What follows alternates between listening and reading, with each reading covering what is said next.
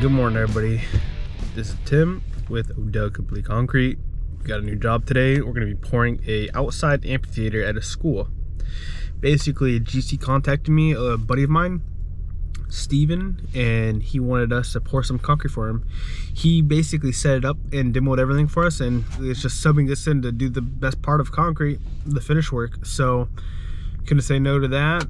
That's easy money for us. So here we are. We're gonna be pouring 35 yards out today, and it's gonna be a 4 or 5 part pour. A lot of concrete at the school is gonna be poured because it's a big amphitheater outside. And yeah, it should be pretty cool. It should be a fun little series for you guys to watch, but we're only able to pour this on the weekends, so it may take a couple weekends to get everything poured out. But anyways, I think everyone's here right now, so we're gonna go see what's going on and kind of go over everything with the other finishers that are here. Hey, morning, Steven. How's it going? How you doing, man? Doing good. How you doing? Yeah, nice to meet you. Steve, good to meet you. Yeah, that's my brother. Cool. Thanks for coming. Dude, that mud was crazy with all the rain. Oh, I know. We were grading. I brought in like 10 yards of like road base type thing. Yeah. And dude, it started to get so bad. I was like, screw it. We're just gonna pour thick, you know. Yeah. It is what it is. Right. Yeah, it's better thick anyways. Hey, morning. What's going on, Enrique? Luis? Enrique Jr.? You guys see what we're doing today? Yeah. 35 yards. Hey, morning, Juan. Yeah, there's gonna be a lot of pours here too. We're gonna be pouring in between all this, all these areas, down there, and then, you know, the first pour is all the walkways. Yeah, so every weekend we're gonna try to pour out here. Nice. Oh, you got the t-shirts. Oh, sweet. All your stuff right there, man. Oh, dude, look at that. Sweet. Nice. Let me see, Luis. Hold it up. Oh, nice. I hope the camera can see this. Oh, yeah. Nice. So check it out, guys. Here is everything we're gonna be doing. We're basically pouring all the walkways today for this amphitheater. Pretty sweet and simple. Looks like Steven put number 4 rebar in here, dialed into the steps right there, and yeah, everything's looking pretty nice. Looks like it's gonna be a nice easy pour for us today. Got plenty of finishers here today. We got about, including me and my brother Tyler, where we got like 7 guys here, so should be plenty. That's all too, huh? All right, here's the pour. There's your primer coming out of the hose, and that's just water that lubricates the hose, less likely to clog the hose when the concrete's going through. This is a school, and it's a public school. What they're doing is they're redoing the amphitheater. It's an outdoor theater for doing the kids' performances. This is an elementary. Outdoor stuff works really well here in California. This is La Habra, California. And the weather's really nice most of the time, so you can do a lot of things outdoor.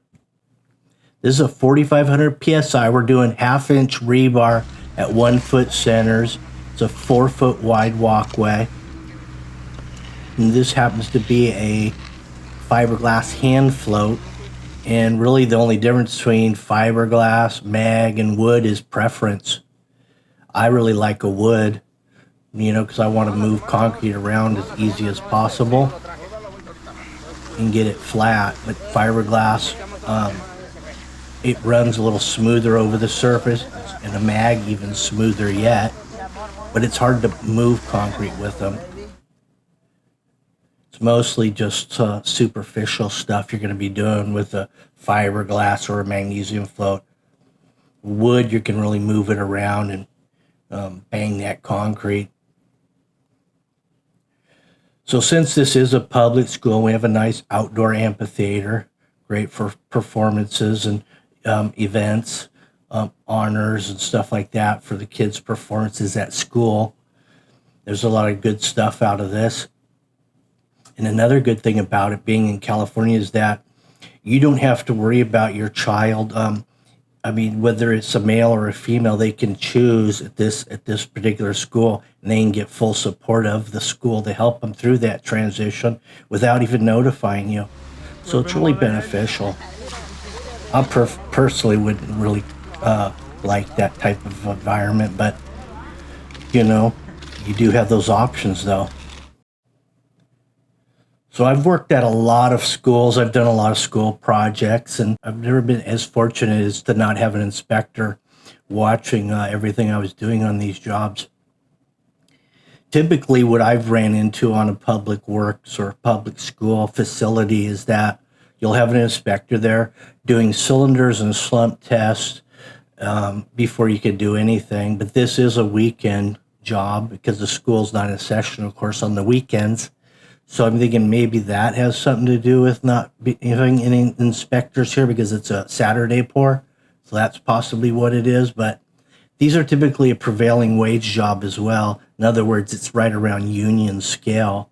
You don't have to be union, but they do require prevailing scale wages. And all those payrolls have to be certified. So all these people that are working on the job would also be listed on it, on who's working here, what they're being paid, what their job type is. So it's challenging to get these kind of contracts, in other words. But I guess there's ways around it, apparently, that I'm not aware of, but I can see that I can see it happening here. So these trees on the sides are kind of concerning, although there was an amphitheater here before. I don't know why they removed it. I didn't see that before, but was it tree damage maybe? I don't know, but with trees that close to some concrete, it's kind of concerning unless they've got some massive deep root barriers around them, but it's not likely. And that's a pine tree, and those have some massive surface roots. So we got some pines, we got some palms, we got some different varieties here. Palms are not as concerning, but the root balls get pretty large and they can move soil. In turn, that soil moves whatever's on top of it. But all these little pedestals are for seating. Seats or benches will go across those. We're going to also, on our second video, we're going to fill in the middle area. And that's going to get all concreted in. And then these are the walkways that will get you to those rows of bench seating. So we didn't set any of these forms here. We just came in to pour this job, and this whole line blew out on us. So we had to do a bunch of bracing to push it back in, and we got it good now. But all the concrete is kind of messed up, so we're shoveling some concrete back here, trying to get it to elevation. So let's just float this out. So I got my hand groover here, and we're going to be facing this. So we're just cutting our joints all the way down, and we do that for each joint. Basically what happened there is that form blew out. Here's the situation, which is, it's kind of a lot of people don't want to take the chance of working behind somebody else's work because they did the form setting, they did the prep, then you come in just for one day to do the finishing. You don't know what you're going to get into. It's risky. So that's what happened here. The forms weren't set well. They blew out. We had to do extra work. So now the finishers are under the gun. They're going to have to do more to try to fix what wasn't done properly the first time.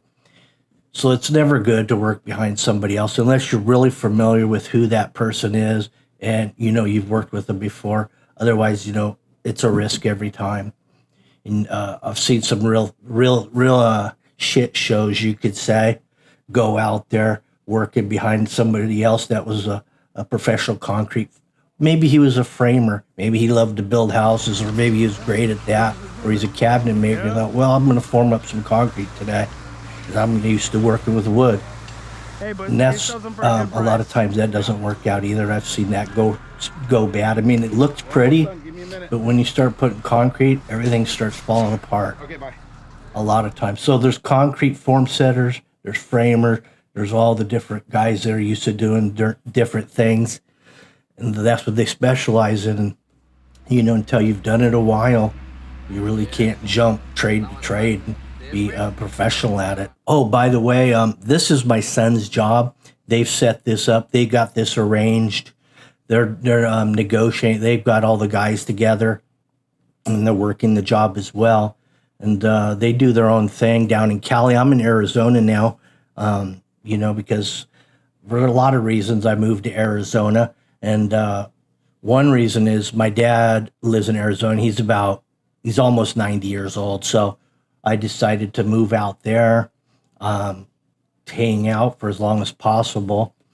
And then who knows where I'm going to go next. But until then, I'm just going to, play it ear by ear and go where the work is. But anyway, I was going to say that, okay, I've trained my sons to do this stuff. They worked with me for a long time. Now they're doing their own thing. They both have their licenses. And what I've decided to do now is that since I have a large property here in Arizona that can accommodate a lot of people, and I can do a lot of seminars on the site, do concrete videos, whatever I want to do here, because I've got the space, I'm going to do seminars for people that want to learn this trade. It's similar to going to college, but this is more of a custom, aligned to what you want to do. If you're watching these videos and you don't do the work and you want to do the work, then you'd probably want to go to the seminar. You'd probably want to enroll in my seminar to get hands-on experience, because you can watch the videos, you're still not going to really get it until you get dirty. And the dirtier you get, the better you'll become. So that's what it's all about, getting your hands, muddy. And you can do that in my seminar. Also, if you're just doing a DIY homeowner project, maybe a shed pad, and you want some information on how to do something, you can always get me on a consultation call, and we can do a Zoom on site, and I can walk you through the whole project. Whether you have plans that you're not sure of, or if you're trying to stage something, the best way to stage it, best way to accomplish whatever mission it is that you're on, I can help you do that. So you can find all that through Odell Complete Concrete on my website. We're doing some different things on there that can help you get through a project, or you can learn how to do this hands-on. And here's your joiner, just a 3/4 deep, 1/2 inch round. A new thing that they're doing, what I've noticed, this may not even be a public school. I have a feeling it's not, but it could be. So depending on the joint size, typically the new joint size for a public school is very thin. It's not a 1/2 inch radius. It's like a 1/4 inch radius of joints that are they could be deep, but you don't have much a gap on top. So what they're trying to eliminate and facilitate is handicapped people, or they might be in a wheelchair, they may have a walker, or whatever it might be. They don't want them tripping over the joints. So as we get further along in this video, I'm going to take a look at these joints and see what width these joints are and what radius, because I'm not sure that this is really the code here, to be honest with you. We'll take a look at the joints and then I'll know. But now again, I mean, if it's a private school, I don't think it's really, I don't think it matters at that point. Only spot is, I would say, right up here in the corner. Just needs a little bit more right here. Sometimes you gotta kind of just work in the edge. Yeah, needs a little bit of concrete, to be honest, right here. Sometimes I like to grab the concrete too, like that, and I'll just work it in.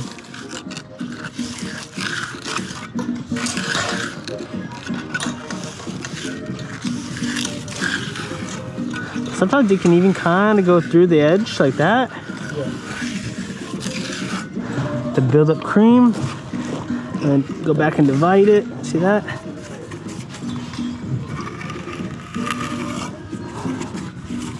Go back over here.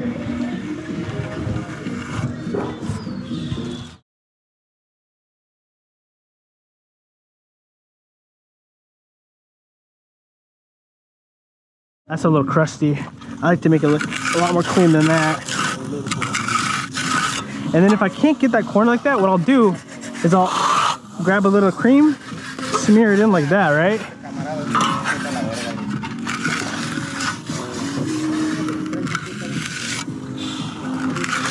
Now see how clean that came out? Yeah. But for right now, what we can do is just take your trowel, and the best way to finish is you want to kind of like rainbow. You just go across and rainbow, or like a U, upside down U, and then when you get to the end,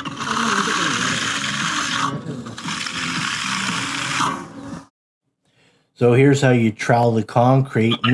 And you can see the shank on that trowel there. See how far set back the shank is from the ends of that trowel? That means it's a pool trowel.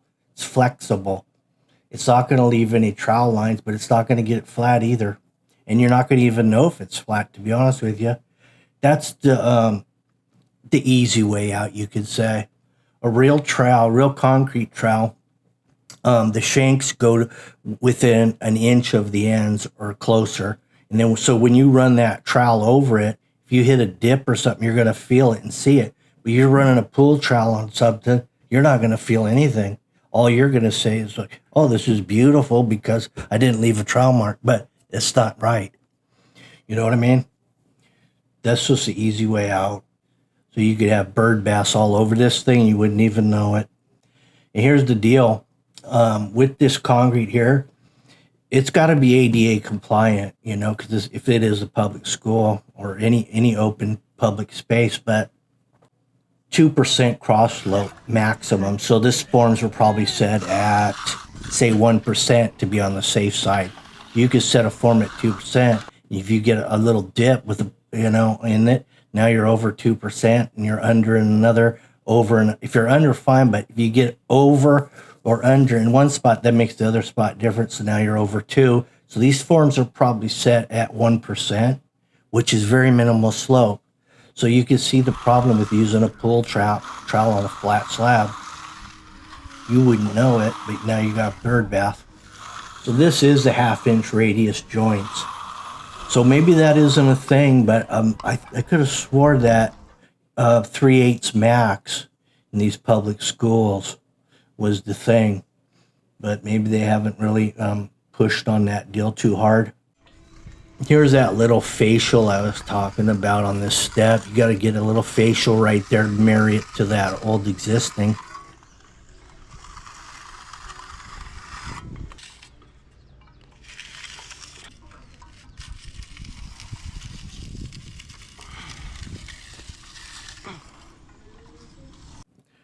So it looks to me like what happened, they have that one side that's a little bit a thickened edge with that 2x6. So they set the forms, or they put the stake spacing the same distance they would on the 2x4 on the inside. And that's why it blew out.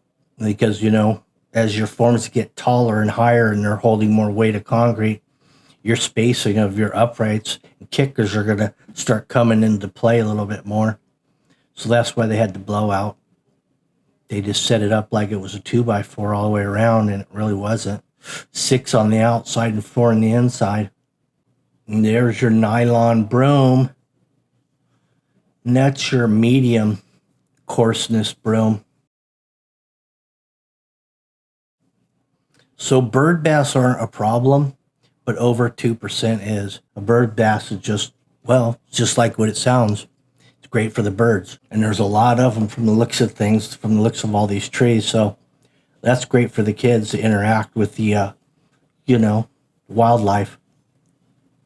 I've heard of guys charging extra for those bird bass as well.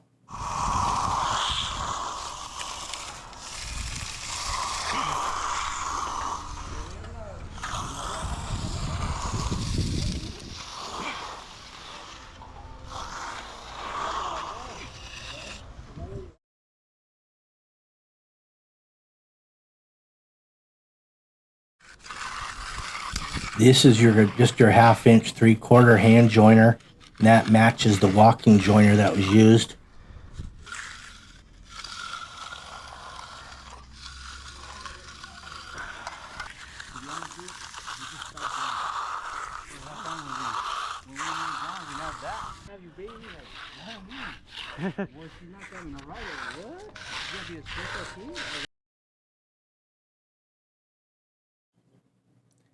All right, this is what it looks like when it's all said and done.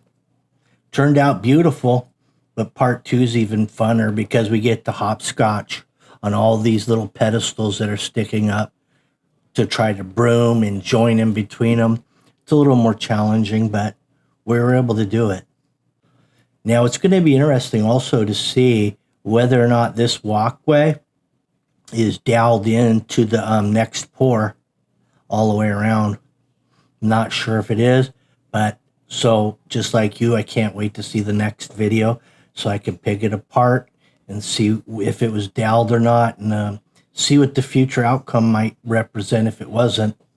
Next thing we plan on doing here is we're going to be pouring in between all of these walking paths, which is basically for the benches, because these hold up the benches that are going to be sitting here. So we're going to pour out this area, and that area next. It'll be a bigger pour than this one. A little bit more hard and intense, I think, because it's going to be very hard to get in here and finish this concrete around all these little posts. Anyway, thank you for watching the video. Make sure that you like, share, subscribe. Check out my website, Odell Complete Concrete, if you're interested in consultations, seminars, or just want to learn more about the trade and how to find out. It's all on my site. Have a good one. Thanks for watching. Bye.